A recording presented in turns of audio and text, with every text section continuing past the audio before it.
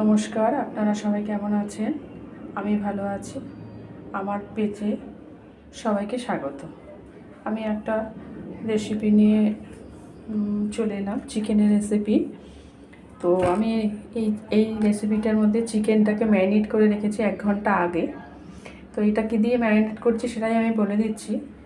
চিকেনের মধ্যে আমি হলুদ, জিরের গুঁড়ো, লঙ্কার গুঁড়ো, কাশ্মীরি লঙ্কার গুঁড়ো, ধনের গুঁড়ো, দই, একটু কাজু বাদাম বাটা, একটু ধনে পাতা বাটা, কাঁচা লঙ্কা বাটা, নুন, সর্ষের তেল, এইসব দিয়ে আমি এটাকে মেখে দিচ্ছি। আর পেঁয়াজ, আদা, টমেটো, রসুন এসব একসঙ্গে মিক্সিতে পেস্ট করে আমি এটাকে 1 ঘন্টা মতন রেখেছি। এবার এটাকে আমি রান্না করব। গ্যাসটাকে চালিয়ে দিয়েছি। গ্যাসটা চালানোর পর তেলটা গরম হয়ে গেছে। এবার তেলটা গরম করার পরে আমি একটু এলাচ আর একটা দারচিনি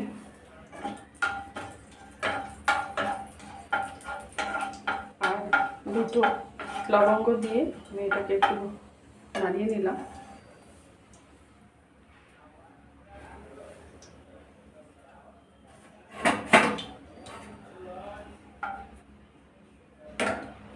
একটু গরম একটু গন্ধ মতন বেরোলেই আমি এটাকে এর মধ্যে দিয়ে দেবো। একটু স্লো করে নিয়ে এটার মধ্যে দিয়ে দেবো।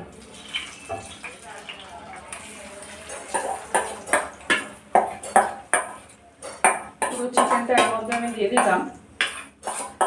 ঠিক কোথা থেকে দেখছো একটু কমেন্টসে জানিও, আর ঠিক কীভাবে চিকেন রান্না করো সেটাও আমাকে একটু জানাতে পারো।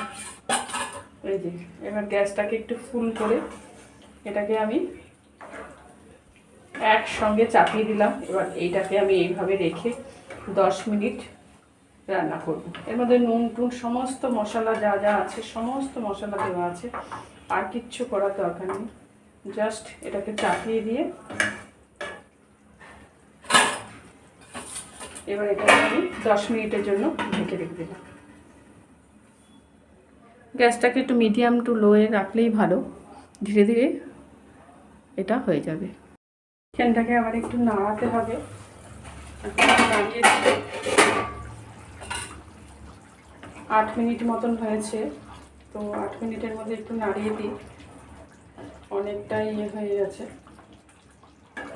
এখনো আরও এই জলটা আরও শুকাবে।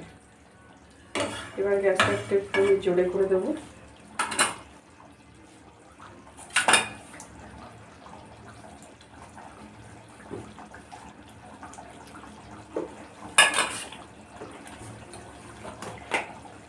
আমি আর একটু নুন দেবো, আমার একটু নুন কম হয়েছে।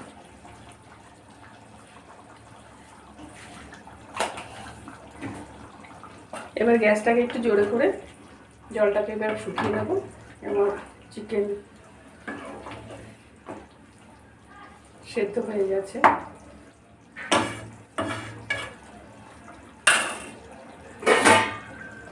এবার ঢেকে গ্যাসটাকে একটু জোরে করে দিলাম।